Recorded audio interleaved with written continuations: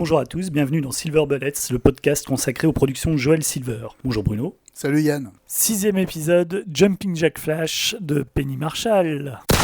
Jumping Jack Flash, qui est réalisé par Penny Marshall. Oui, premier film de Penny Marshall. C'est son premier film. C'est donc produit par Silver Pictures en association avec le grand retour de Larry Gordon. Et oui. Et on peut se demander à ce titre si justement... Qui a ramené ce script. Voilà. Après Commando, on a l'impression un petit peu de retourner en enfer. Ils reviennent à leur genre de prédilection, c'est-à-dire la comédie pas drôle. Ouais. Et là, pour le coup, c'est vraiment de ce qu'on a vu depuis le début, c'est vraiment c'est ce le qui est pire. pire. Ouais. Ouais. On a peiné pour finir le film. Et le pire étant, qui mélange une fois de plus divers genres au sein de la comédie. Là, ils nous font le coup et de la romance et du film policier. Et évidemment, tout ça combiné dans une comédie qui est pas drôle, ça fait mal. Mais de quoi parle Jumping Jack Flash ? Je vais te laisser te démerder avec ça, mec. Alors, de ce que j'ai retenu de Jumping Jack Flash, on a Whoopi Goldberg qui joue Terry, qui est une employée de banque, qui est contactée par un espion dont on n'entend que la voix. Alors c'est aussi très bizarre, on va revenir dessus sur la façon dont il communique parce que j'ai rien calé. Elle est en contact donc avec cet espion qui lui demande de transférer un message au consulat de Grande-Bretagne. Elle se retrouve donc prise dans un espèce d'imbroglio avec le KGB, la CIA... pour au final empêcher je ne sais quoi, je n'ai pas suivi. Ouais, j'ai pas trop compris l'histoire du MacGuffin en fait, est un peu pour le coup, j'avoue. Ça tourne autour de la réception de la reine pour son anniversaire. Enfin bref, on a carrément, j'ai décroché, j'étais sur mon téléphone de 20 minutes, ouais. On va pas épiloguer 107 ans sur Jumping Jack Flash parce qu'il y a vraiment rien à dire. Il y a quand même 2 détails qui nous ont surpris. Alors, le premier, c'est donc Terry discute avec donc cet espion dont elle tombe amoureuse au fur et à mesure des messages via un ordinateur. Pendant tout le début du film, elle se contente de dire ce qu'elle tape sur l'ordinateur et de lire les réponses. Ce qui donne lieu à des scènes relativement chiantes. Pendant presque 15-20 minutes, l'action du film en fait ne se limite qu'à ça. Que des échanges par l'intermédiaire de l'ordinateur. Ouais, parce qu'il n'y a pas de sidekick comique avec lequel converser.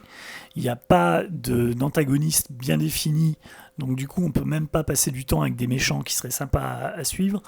Il n'y a pas tout un entourage. En fait, tout repose sur Whoopi Goldberg, qui est franchement pas drôle. Non. Il y a tout un mélange en fait de gags issus de comiques différents, mais qui fonctionnent pas du tout. Et pour en revenir à cette histoire d'ordinateur, au bout d'un moment, ils ont dû s'apercevoir que c'était méga chiant de la voir en fait lire sur l'écran ce que l'espion lui répondait. Du coup, on entend une voix off qui sort directement de l'ordinateur, qui est la voix off en fait de l'espion, donc qui va passer son temps à lui donner des informations. De l'espion qui l'aimait.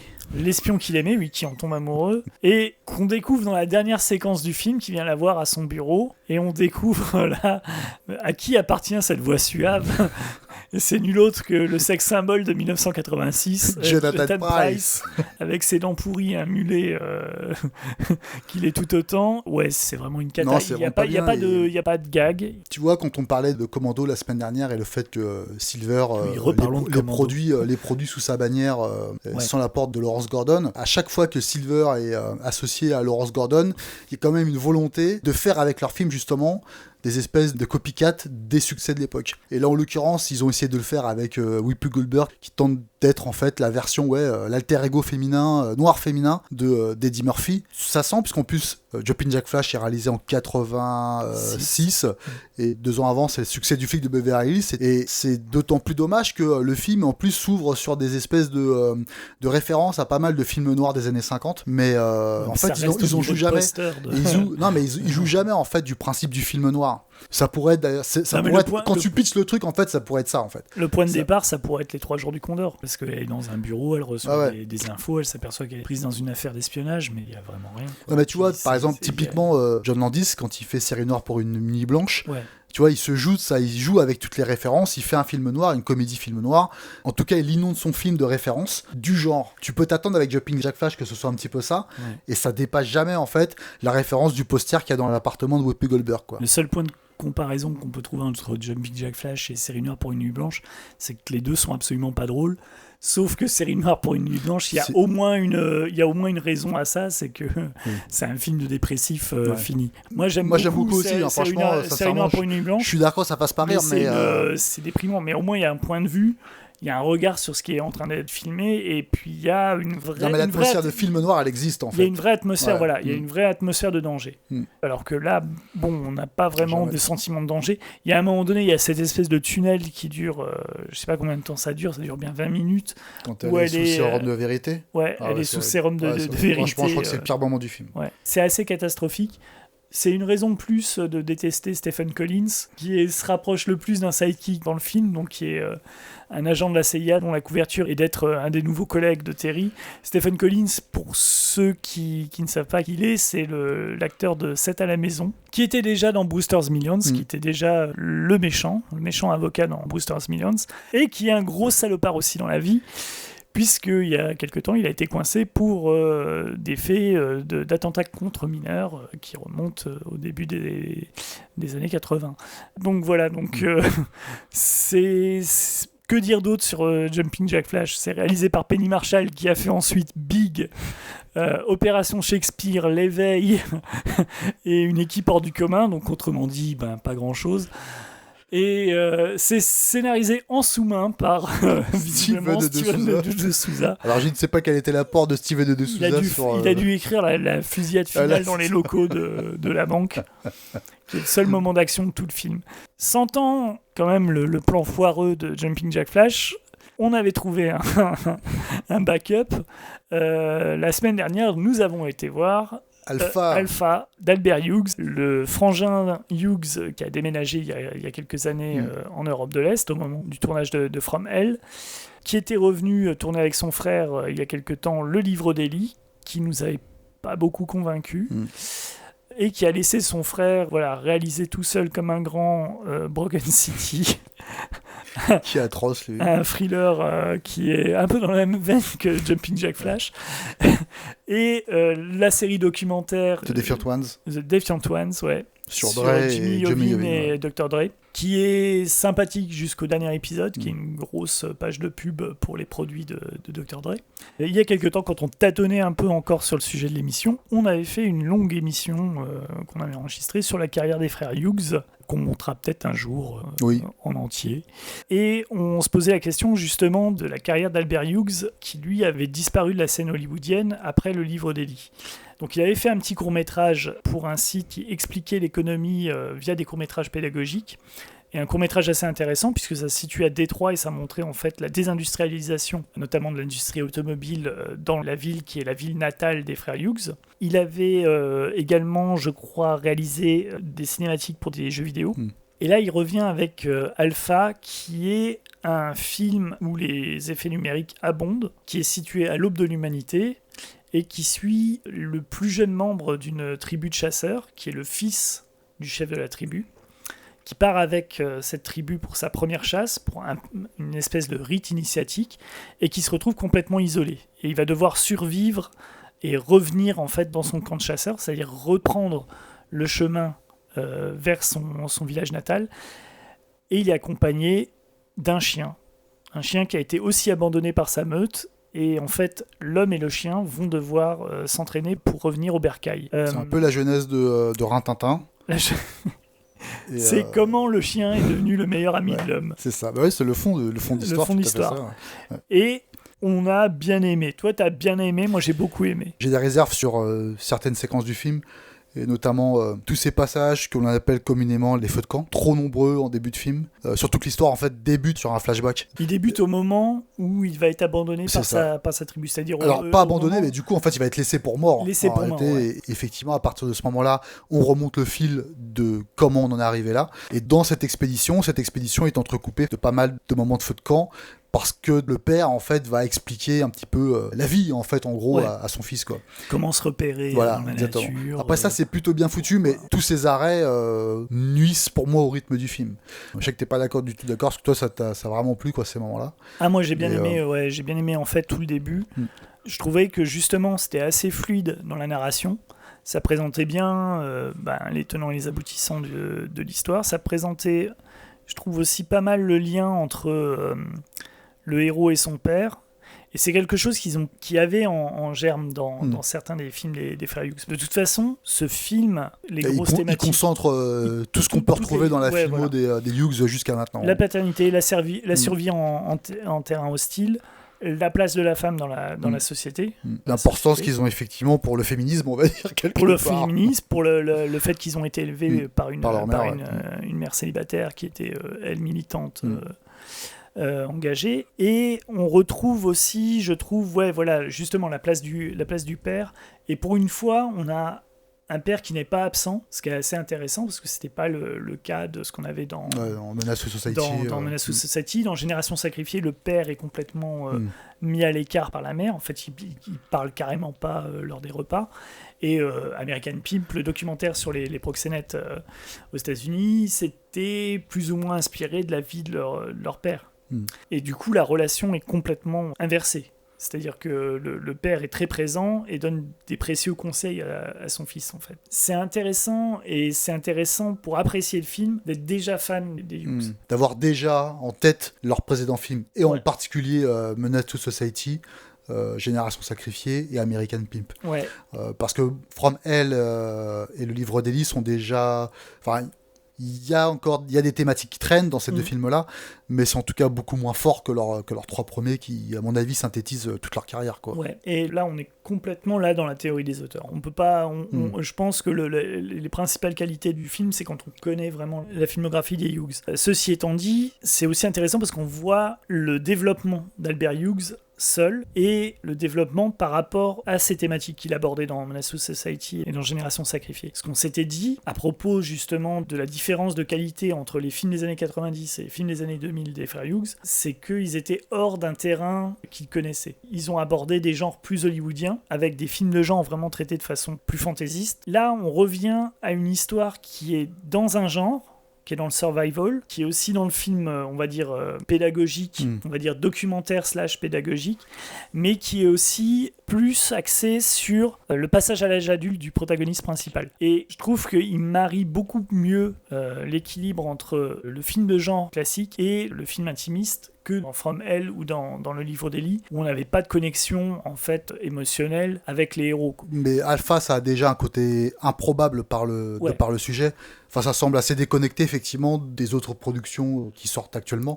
C'est assez intéressant à regarder. En plus, le film n'est pas traversé par de nombreux dialogues, puisque 3/4 du film sont autour de la relation entre le jeune et le chien. Donc on est parfois presque dans un truc hyper mutique et qui est juste en fait bercé par la réalisation de Albert Hughes. Et ça, c'est assez formidable en fait. Il y a vraiment des plans qui sont magnifiques, une réalisation qui est portée. Moi, à ce niveau-là, j'étais vraiment fan de la réalisation. Autant, j'ai des réserves sur la façon que parfois la narration se construit autour du film, sur la réal, mais enfin, moi, j'ai vraiment adoré ce qu'il a voulu en faire. Et j'ai aimé en fait ce parti pris qui semblait vraiment autre en fait aujourd'hui dans une production où on a l'impression de voir toujours les mêmes choses, toute proportion gardée évidemment, mais là sur cet aspect-là, je trouve que vraiment ça dénote. Et ça ramène un truc qui est assez différent, même si avouons aussi que le film est quand même assez destiné à un public enfant, adolescent. On a été plus ou moins prévenus en voyant les bandes annonces avant qui montraient le prochain Harry Potter, le prochain Chair de poule. Donc du coup, on était un peu mis en condition, on s'est dit, bon d'accord, ça sera pas sauvage dans le sens explosion, gerbe de sang, mais c'est pas plus mal. Parce qu'en fait, il y a quelque chose aussi d'intéressant, c'est la façon dont il dépeigne la société à l'aube de l'humanité. À un moment donné, la tribu du héros rencontre une autre tribu, et j'aime bien la façon dont il aborde en fait la rencontre, c'est-à-dire qu'il te fait planer le doute sur est-ce que c'est une tribu ennemie, et généralement la façon dont c'est amené, tu peux te dire va y avoir une rivalité, va y avoir une... Et en fait non, c'est une autre tribu qui est également portée sur la chasse, et il y a de l'entraide. Et c'est ce qui fait aussi à la fois la qualité et à la fois le défaut du film, c'est-à-dire que qu'on s'était dit en sortant de la salle, c'est qu'il n'y a pas d'antagoniste clairement défini. Il n'y a rien de... C'est une histoire de chaîne alimentaire en même temps. C'est une histoire de chaîne alimentaire, c'est tout à fait ça. Et la retranscription de cette vision, il n'y a pas d'illumination, il n'y a pas de sauvetage par un Deus Ex Machina, même au niveau de la façon dont les intempéries arrivent. Ça, c'est mortel par contre. Le climat, le fait que la tempête de neige arrive progressivement, c'est juste montré de façon vraiment, j'allais dire scientifique, mais c'est un peu ça. Il y a plein de petits détails comme ça que j'aime beaucoup, et qui en font un film pour enfants, mais qui est pas bête. Maintenant, est-ce que en tant qu'enfant j'aurais aimé le film? Ça, je ne sais pas. Mais en tant qu'adulte et en tant que fan des Hughes, ouais, j'ai beaucoup aimé. Après, le truc, c'est que je me souviens que dans l'émission qu'on avait faite sur les Hughes, on évoquait souvent le fait qu'à partir des 2000, ils s'étaient un peu perdus. C'est-à-dire que leur cinéma était devenu le plus banal possible. Il y avait des fulgurances visuelles par moment, mais c'était juste du stylisme, de la stylisation apportée à des scénars bateaux, quoi. Et là, avec Alpha, quand on dit qu'effectivement c'est adressé aux enfants, mais j'ai l'impression de revoir effectivement parfois la sensation que les Hughes, enfin en l'occurrence ici c'est Albert, revient en fait à du film traditionnel pour les gamins. Il y a peut-être cet aspect-là qui est peut-être trop didactique dans Alpha. Et effectivement, tu reprends la trame du combat du héros qui doit absolument échapper à la tempête de neige et au changement climatique. Ouais, il y a aussi un regard sur ce qui se passe à l'heure actuelle, où le plus grand danger, c'est peut-être pas justement des dangers vivants, mais simplement les changements climatiques. Quoi. D'ailleurs, la scène de tempête de neige, elle est superbe. Et elle est bluffante parce que t'as vraiment l'impression qu'ils ont tourné dans une tempête de neige. Moi, j'ai été quand même assez saisi dans le truc. C'est limite si t'as pas froid dans la salle, quoi. Déjà, les décors sont magnifiques. Et on passe par des paysages montagneux, on passe par des paysages de forêt. C'est super beau quand ils vont chasser dans la forêt. Il y a ce plan qui est... génial, avec la lumière là Avec la lumière qui traverse les arbres pendant qu'ils sont en train de... J'adore le passage aussi où ils commencent à chasser tous les deux. Où le gamin et le chien commencent à planifier des attaques contre des animaux sauvages. Et petit à petit, en fait, deviennent de plus en plus efficaces. C'est vraiment bien fait, en fait, l'attachement que tu as à ce personnage et à son chien, parce que petit à petit, voilà, t'as vraiment envie qu'ils s'en sortent. Il y a des petites références à Conan aussi. Ouais, par contre, effectivement, moi, à la fin... j'en pouvais plus, quoi. Je me disais, mais putain, donnez-lui un script de Conan, quoi. Non, parce que vraiment, à ce niveau-là, ça tue. T'as retrouvé l'arbre de... Ouais, t'as l'arbre, t'as les loups, t'as lorsque il arrive dans la caverne de glace, qui fait référence, en fait, à quand Conan, en fait, récupère l'épée sur le squelette d'un roi mort. Il y a plein de petits trucs comme ça, tu sens que le mec kiffe ça, quoi. C'était un des deux comics que les frangins Hughes citaient en tant que... C'était Savage Sword of Conan et The Nam. Pour le coup... Ah oui, pour moi, c'est évident. Ah non, mais là, faut qu'il fasse un Conan, quoi. En plus, le personnage lui conviendrait. Le personnage lui conviendrait totalement, parce que t'as pas eu l'impression de voir parfois une espèce de jeunesse la jeunesse de Conan, en fait. C'est un peu ça, quoi. Tu vois, oui, il y a la plastique du film et le look des personnages et ce qu'il amène. J'avais retrouvé aussi un peu du coup de 300 de Frank Miller, la BD. Oui, tu me disais, exactement. La BD, pas le film de Snyder. Mais la BD, le passage où il se retrouve face au loup, et je t'avais montré certaines planches, certaines doubles pages où on voit les silhouettes, ou même la tribu, la façon dont elle avance, dans les champs, qui rappellent les guerriers spartiates qui avancent dessinés par Miller. Ces personnages à contre-jour. Mais les plans sont super beaux. Et là encore, Miller, c'est aussi quelqu'un qui a un regard, frontal, brutal sur la violence, sur l'existence humaine. C'est assez rare, en fait. C'est assez rare aujourd'hui, en fait, de retrouver ce regard sur les humains qui est dénué de tout mysticisme de bas de gamme. Et d'autant que dans le film, le gamin ne te donne pas l'impression de grandir plus vite qu'il n'est. Et il continue à rester un enfant, en fait, jusqu'à la fin. Ça aussi, c'est vraiment bien foutu, tu vois. On te fait pas le coup, en fait, du mec qui, tout d'un coup, tu vois... Il devient pas un surhomme. Voilà, et ça, c'est assez mortel. C'est un aspect que j'ai adoré. C'est d'autant plus significatif quand à la fin, tu comprends d'autant mieux sa relation avec le chien.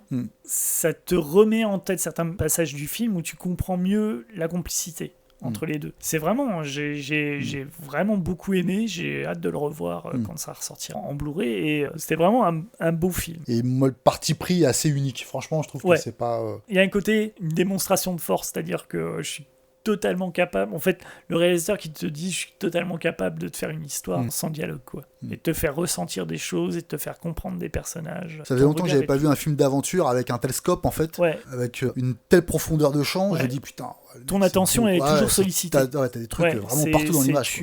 C'est assez chouette, quoi. Franchement, moi j'ai kiffé aussi. Non, là, au niveau de la réal, il y a vraiment rien à dire, et ça a une putain de gueule, quoi. Honnêtement, et pas seulement une gueule au niveau des plans qu'on appellerait iconiques, hein, tu vois, mais des plans qui bougent pas, tu vois, souvent le cas des certains films où on dit les plans sont beaux, le plan qui bouge pas, tu sais, oui, il est beau, ok, mais là, franchement, c'est exactement ça, c'est-à-dire que c'est une réalisation qui est plastiquement très belle, mais qui n'est pas juste sur 2-3 plans où on va montrer les chasseurs, par exemple, la tribu à contre-jour pour montrer qu'ils sont super forts. Il y a aussi, il y a aussi tous les moments de calme et tous les moments de discussion qui sont tout aussi bien filmés. De toute façon, quand vous verrez les 2 premières minutes du film avec l'attaque des bisons, c'est déjà bluffant. Moi, j'étais là, je dis, oh putain, ah ouais, quand même, quoi. La tribu qui est à terre, qui attend d'attaquer avec les petits insectes qui montent sur les mains. Il y a plein de petits passages comme ça qui sont bien kiffants. Alpha, donc, dont on a plus parlé que Jumping Jack Flash dans une émission dédiée à Jumping Jack Flash. Mais on est bien content quand même de revoir Albert Hughes en bonne forme. Franchement en très bonne forme. C'est même pas un film de réalisateur convalescent, et puis mais donnez-lui un gros budget. Joel Silver. Joel Silver, si tu nous entends. Toi qui as voulu faire Saint-Jean-Roch pendant des années, c'est le moment de remettre c'est le moment de remettre le couvert. Non, mais ça sera vraiment une tuerie que ça va sur Conan, sur un Conan. Non, franchement, moi je te dis, j'en ai quasiment rêvé la nuit, quoi. Le lendemain, j'en pouvais plus. Il fallait que je dise à tout le monde qu'il fallait qu'il réalise Conan, quoi. On va continuer à croiser les doigts jusqu'à la prochaine émission, en tout cas, puisque dans la prochaine émission, on sortira les flingues pour L'Arme Fatale de Richard Donner. Body movie. Joel Silver qui revient à ce qu'il sait faire de mieux, c'est-à-dire le buddy movie, avec cette fois-ci pas Steven de Souza mais Shane Black au scénario, Richard Donner, un vieux de la vieille, à la réalisation, et avec le duo Danny Glover, Mel Gibson. L'Arme Fatale, donc c'est la prochaine émission de Silver Bullets. Merci à tous. Salut.